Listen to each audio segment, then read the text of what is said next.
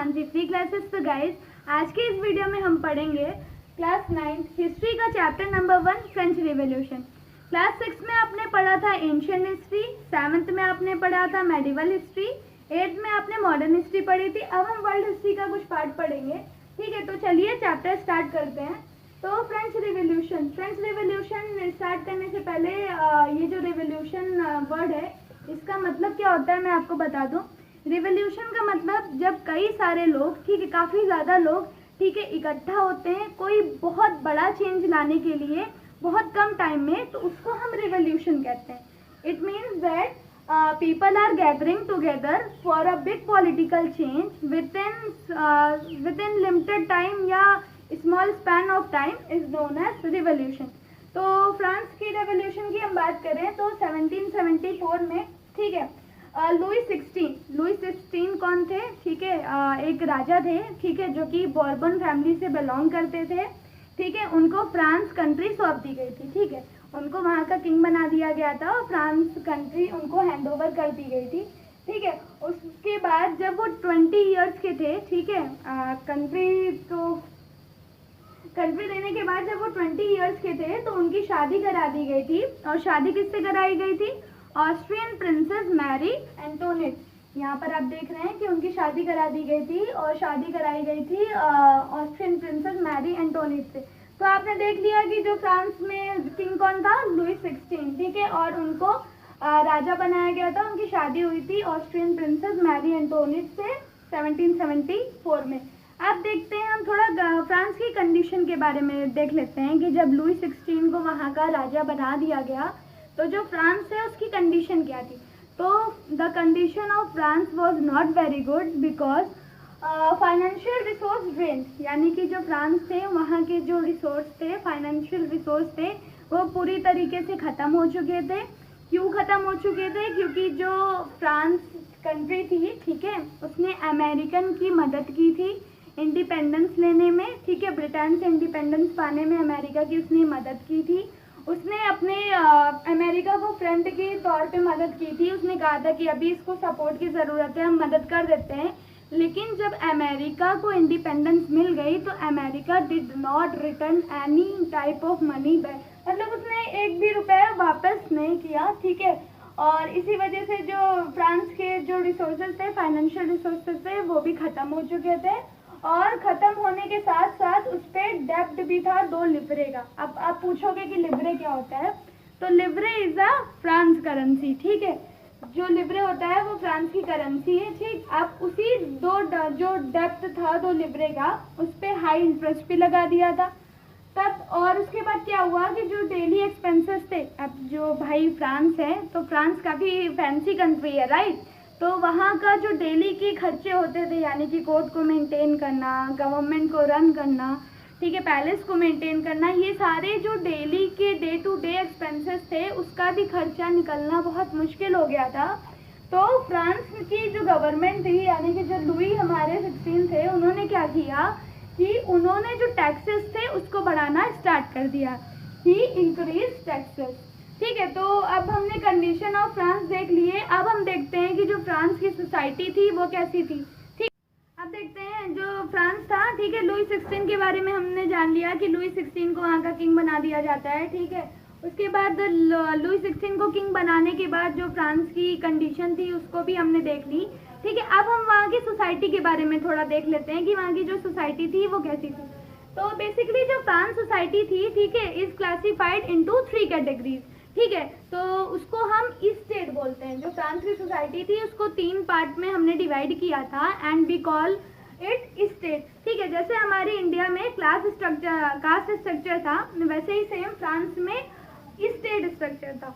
First is हमारा clergy community. Clergy community mainly वो होते थे जैसे कि जो रिलीजियस से रिलेटेड होते थे, जैसे कि हमारे प्रीस्ट हो गए, ठीक है, चर्च हो गया, एक्सेट्रा। सेकेंड जो स्टेट था हमारा वो नोबिलिटी का था। नोबिलिटी का मतलब यहाँ पर सिर्फ किंग से नहीं है, बल्कि वो सारे लोग जो नोबल फैमिली से बिलोंग करते हैं वो उनको हम नोबिलिटी कहते हैं। ठीक है, तो वो नोबिलिटी कम्युनिटी में आते थे। और ये दोनों जो सेक्टर थे ये प्रिविलेज थे फ्रॉम बर्थ से। ठीक, थर्ड स्टेट इज हमारा एवरीबॉडी टीचर्स, यानी कि जो इन दोनों में नहीं आते थे, बाकी जितने लोग भी बचते थे वो हमारे थर्ड कैटेगरी में आते थे। जैसे हमारे टीचर्स हो गए, ठीक है, कॉबलर्स हो गए, शॉपकीपर्स हो गए, फार्मर्स हो गए, एक्सेट्रा। ठीक, तो यहाँ पर तीनों स्टेट हमने देख लिया। तो आई थिंक स्टेट तो ठीक ठाक लग रही है, सोसाइटी हमारी सही लग रही है। तो आखिर इसमें प्रॉब्लम क्या है? ठीक है, तो प्रॉब्लम हम देखेंगे कि सोसाइटी तो फिलहाल सही लग रही है, तो दिक्कत क्या है? दिक्कत ये थी कि वहाँ पर था feudal system. Feudal system means that कि जो काफ़ी बड़े बड़े लैंडलॉर्ड्स होते थे, ठीक है, जिनके पास काफ़ी लार्ज लैंड्स होती थी, वो क्या करते थे, वो अपने लैंड पे खुद वर्क नहीं करते थे। ठीक है, वो पीजेंट और फार्मर, जो गरीब फार्मर वगैरह रहते थे, ठीक है, उनको फोर्स किया करते थे कि वो आए और उनके लैंड पे वर्क करें और जितना प्रॉफिट हो, ठीक है, वो ले बड़े बड़े लैंडलॉर्ड्स, ठीक है, और वो वर्क करे उनके लैंड पे, ठीक है, और वर्क करने का वो टैक्स भी उनको पे करे। ठीक है, एक तो अपने लैंड पे वो काम कराते थे, ठीक, जितना प्रॉफिट होता था उसको खुद रखते थे, ठीक है, और उनसे टैक्स भी लेते थे। ठीक है, तो इस अनजस्ट सिस्टम को हम कहते हैं फ्यूडल सिस्टम। तो आई होप फ्यूडल सिस्टम समझ में आ गया होगा कि फ्यूडल सिस्टम क्या होता है। ठीक है, अब था हमारा कि जो पीजेंट थे वो 90% थे, यानी कि वहाँ पर सबसे ज़्यादा पॉपुलेशन हमारी पीजेंट की थी, बट पीजेंट ही यहाँ पर स्ट्रगल कर रहा था। ठीक है, टैक्सेस वगैरह जो थे इसी को पे करने पड़ते थे। ठीक है, क्यों? क्योंकि जो क्लर्जी और नॉबिलिटी थी हमारी, ठीक है, वो प्रिविलेज थे फ्रॉम बर्थ, तो इसी वजह से सारी प्रॉब्लम इन्हीं कैटेगरी को फेस करनी पड़ती थी। ठीक है, अब यहाँ पर जो टैक्स थे, ठीक है, जो टैक्सेस थे वो भी दो टाइप के टैक्स थे। एक हमारा डायरेक्ट टैक्स था, एक हमारा इनडायरेक्ट टैक्स था।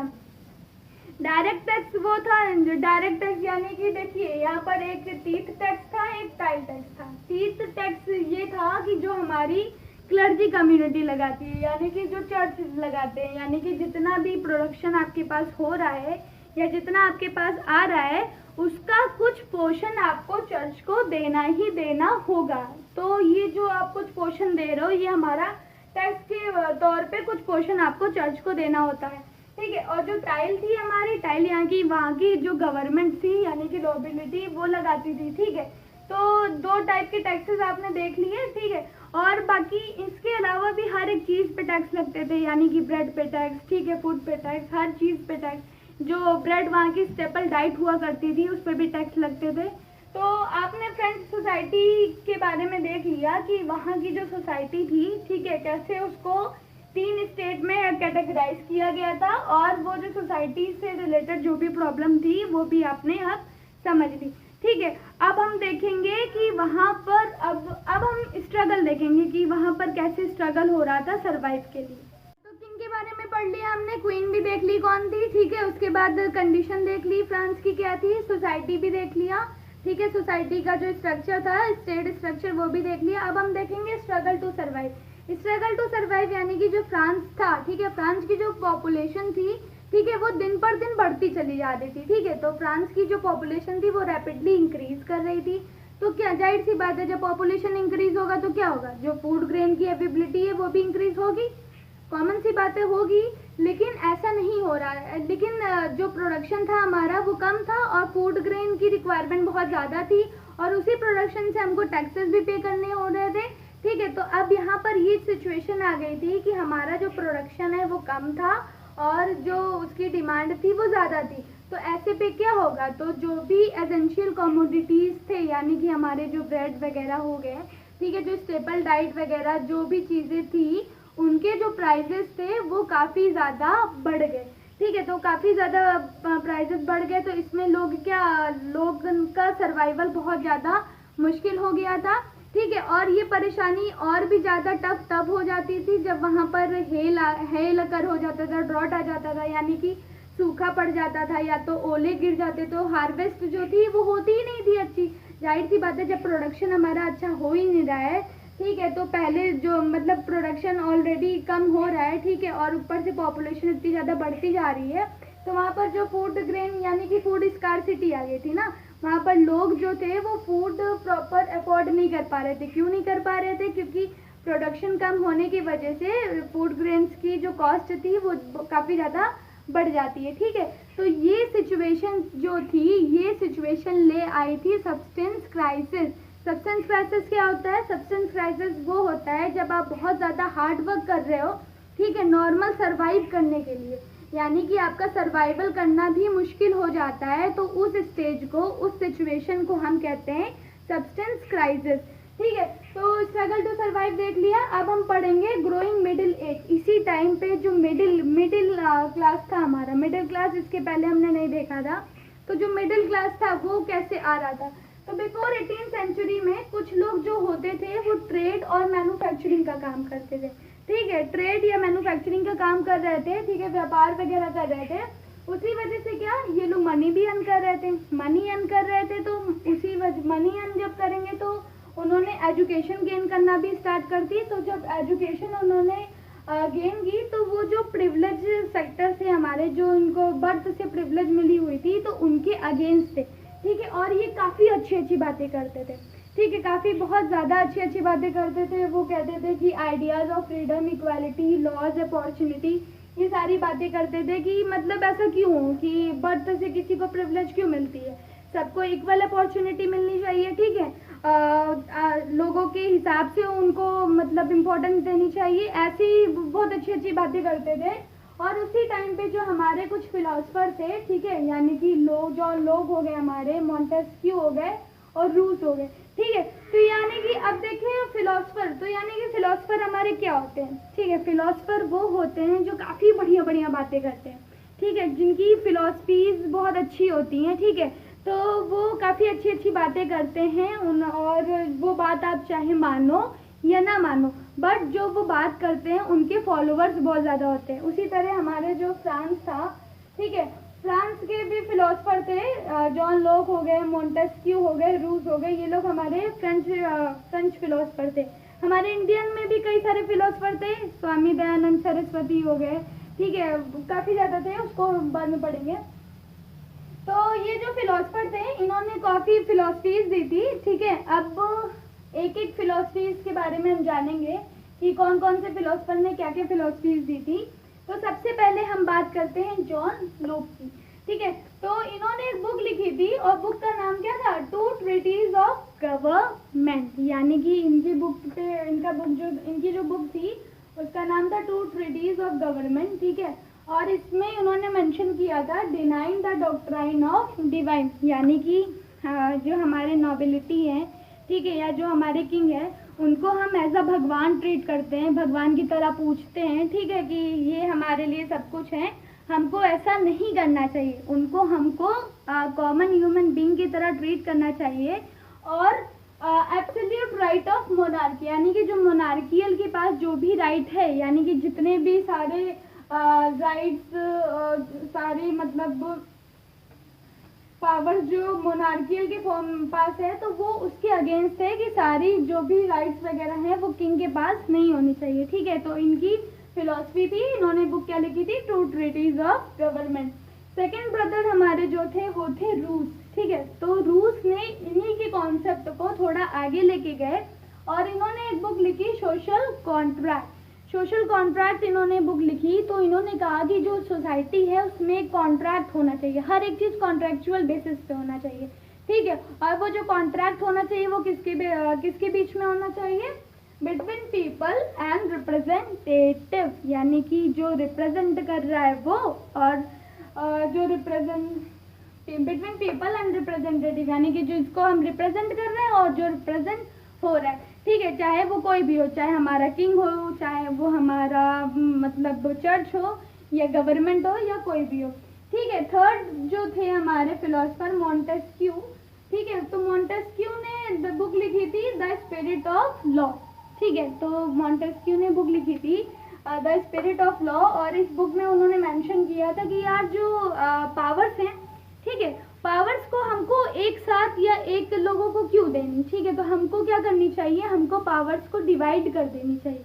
उन्होंने कहा था कि सिंपल कंट्री बहुत इजीली अच्छे से तब होगी जब हम क्या करेंगे? पावर्स को डिवाइड कर देंगे। तो इन्होंने कहा कि पावर्स को डिवाइड कर दीजिए आप हॉरिजेंटल बेसिस पे, हॉरिजेंटल मीन्स, ठीक है, ऐसे पावर का डिवीजन कर देना चाहिए। आधी पावर आप दे दीजिए लेजिस्लेटिव को, आधी पावर आप दे दीजिए एग्जीक्यूटिव को, आधी पावर आप दे दीजिए जुडिशरी को, ठीक है। तो ये जो मॉन्टेस्क्यू की फिलॉसफी थी, ठीक है, इससे काफ़ी ज़्यादा कंट्रीज इंस्पायर हुई थी और इवन बहुत सारी कंट्री ने इनकी फिलॉसफी को अडॉप्ट भी किया था, ठीक है। तो आपने देखा ये जो 3 हमारे फ्रेंच के फिलोसफर थे, उन्होंने काफ़ी बढ़िया बढ़िया फिलॉसफीज दी थी, ठीक है। अब इसके बाद जब इन्होंने फिलॉसफीज दे दी तो क्या होने लगा कि फ्रांस में, ठीक है, इनके जो आइडियाज़ थे वो स्प्रेड होने लगे, स्प्रेड यानी कि फैलने लगे, ठीक है। तो जनरली जो कॉमन पीपल्स थे, ठीक है, या कहीं भी जाते थे, कहीं भी कॉफ़ी शॉप पे या कहीं भी बैठते थे, तो सिर्फ उस टाइम क्या था, उस टाइम सिर्फ इन्हीं की फिलॉसफीज की चर्चाएं हुआ करती थी। तो लोग काफ़ी ज़्यादा इंस्पायर हुए, क्या है कि इनकी जो फिलॉसफीज हैं वो बहुत अच्छी हैं, हम लोगों को उसके साथ जाना चाहिए, ठीक है। तो जैसे इंडिया में अपने नहीं होता है कि जैसे अगर नॉर्मली आप कहीं भी कॉफ़ी शॉप पे या कहीं भी आप चाय पीने जाओ, ठीक है, तो जो ट्रेंड चल रहा होता है उसी की बात नॉर्मली सब करते हैं, ठीक है। तो उसी तरह जो लोग पढ़े लिखे नहीं हुए होते हैं थे, ठीक है, तो उनको भी इनकी फिलॉसफीज दूसरों से सुन के पता चल जाती थी और लगभग सभी को इनकी फिलॉसफीज के बारे में पता, जो इन्होंने फिलोसफर्स ने फिलॉसफीज दी, सबको उनके बारे में पता चल गया था, ठीक है। तो उसके बाद क्या हुआ, तो काफ़ी ज़्यादा लोग जागरूक हो रहे थे, ठीक है, इनकी फिलॉसफीज को लेके। फिर उसी टाइम में जो हमारे लुई 16 थे, यानी कि जो हमारे किंग थे, उन्होंने एक बहुत बड़ी गलती कर दी।